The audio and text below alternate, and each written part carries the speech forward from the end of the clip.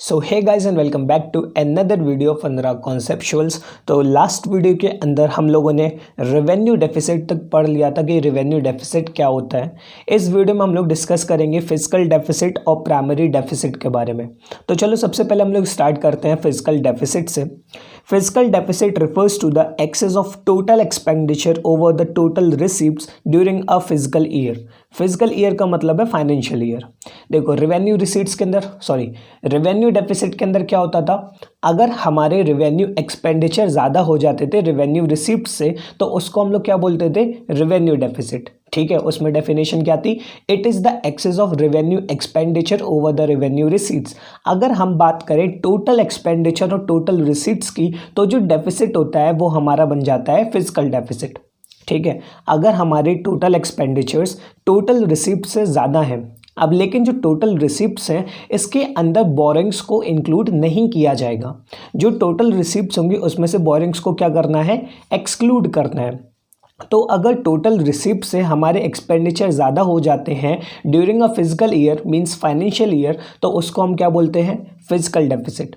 अगर हम इसका फॉर्मूला बनाना चाहें तो फिजिकल डेफिसिट का फॉर्मूला क्या हो जाएगा, total expenditure minus total receipts excluding borings. अब बात करते हैं sources of financing physical deficit.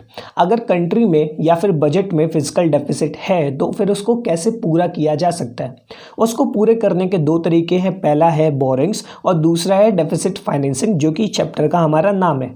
हमारा मेन पर्पस जो था इस चैप्टर के अंदर वो था डेफिसिट फाइनेंसिंग को पढ़ने के लिए, लेकिन एक्चुअली में डेफिसिट फाइनेंसिंग का क्या रोल होता है और डेफिसिट कितने तरीके के होते हैं वो एक्सप्लेन करना ज़रूरी था। तो इसीलिए हम लोगों ने सबसे पहले पढ़ा डेफिसिट्स के बारे में कि डेफिसिट क्या होता है और कितने तरीके के होते हैं।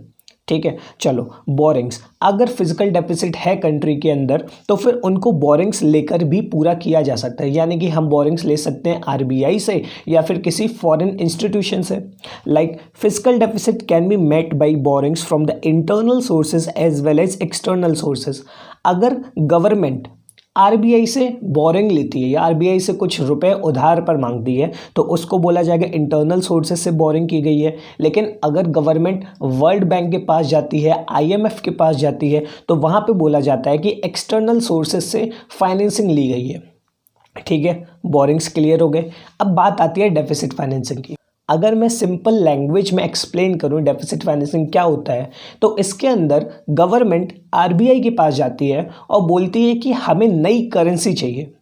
अब एक तो तरीका हो गया कि आप बोरिंग कर सकते हो, लेकिन अगर बोरिंग करने के लिए करेंसी ही नहीं है तो उसके लिए क्या करती है गवर्नमेंट, आरबीआई से रिक्वेस्ट करती है कि आप नई करेंसी प्रिंट करो। नई करेंसी प्रिंट करने की वजह से होगा क्या, गवर्नमेंट के पास कैश आएगा और उस कैश को गवर्नमेंट यूज़ कर सकती है डेफिसिट की फाइनेंसिंग करने के लिए। ठीक है, गवर्नमेंट में borrow from RBI against its securities to meet the physical deficit. RBI issues new currency for this purpose. This process is known as deficit financing. ठीक है, और आरबीआई जो करेंसी इशू करती है उसके लिए गवर्नमेंट अपनी सिक्योरिटीज़ वगैरह भी देती है। अगर गवर्नमेंट के पास कुछ शेयर्स पड़े हुए हैं, डिबेंचर्स पड़े हुए हैं, वो दे सकते हैं या फिर उसकी जो नॉर्मल प्रॉपर्टी होती है उसको भी रख सकती है। ठीक है, तो डेफिसिट फाइनेंसिंग ये होता है। अब इसे हम बड़े डिटेल में पढ़ेंगे कि डेफिसिट फाइनेंसिंग का रोल क्या है, कब से लागू हुआ था, डेवलप्ड कंट्रीज़ में कैसे यूज़ होता है और अंडर डेवलपिंग कंट्रीज़ में किस तरीके से यूज़ किया जाता है। ठीक है, तो फिजिकल डेफिसिट क्लियर है। फिजिकल डेफिसिट क्या होगा, excess of total expenditure over the total receipts. इसको फाइनेंस करने के दो सोर्सेज हैं, the first one is borrowings and the second is deficit financing. अब लास्ट हम लोग बात करते हैं प्राइमरी डेफिसिट के बारे में। Now primary deficit refers to the difference between the physical deficit of the current year and the interest payments on the previous year borrowings। अब देखो सिंपल सी बात, जितना भी फिजिकल डेफिसिट हुआ था, अब फिजिकल डेफिसिट में कुछ ना कुछ इंटरेस्ट दिया होगा पिछले साल की बोरिंग्स पर। तो अगर हम लोग फिजिकल डेफिसिट में से पिछले साल की बोरिंग्स पे जो इंटरेस्ट दिया है वो अगर माइनस करा देते हैं तो हमारे पास आता है हमारा मेन डेफिसिट, जिसको हम लोग बोलते हैं प्राइमरी डेफिसिट। ठीक है, so primary deficit is basically what, difference between the physical deficit. अगर हम बात करें फिजिकल डेफिसिट की तो फिजिकल डेफिसिट क्या होता था हमारा, total expenditure minus total receipts. ठीक है, अगर उसमें से जो भी हमारा फिजिकल डेफिसिट था उसमें से पिछले साल की बोरिंग्स पे जो इंटरेस्ट है अगर वो माइनस करा देंगे तो हमारा क्या आ जाएगा, प्राइमरी डेफिसिट। ठीक है। तो यहाँ पे ये फॉर्मूला भी तैयार हो जाता है प्राइमरी डेफिसिट का, that is physical deficit minus interest payments. ठीक है, तो आज की वीडियो में इतने ही रखते हैं, यानी कि इस वीडियो में इतने ही रखते हैं, आज की वीडियो तो नहीं, क्योंकि हो सकता है कि आज 2 वीडियोज़ आ जाएँ। इस वीडियो के बाद 3-4 घंटे में दूसरी वीडियो आ जाएगी। ठीक है, उसके अंदर हम डिस्कस करेंगे डेफिसिट फाइनेंसिंग का कंप्लीट रोल।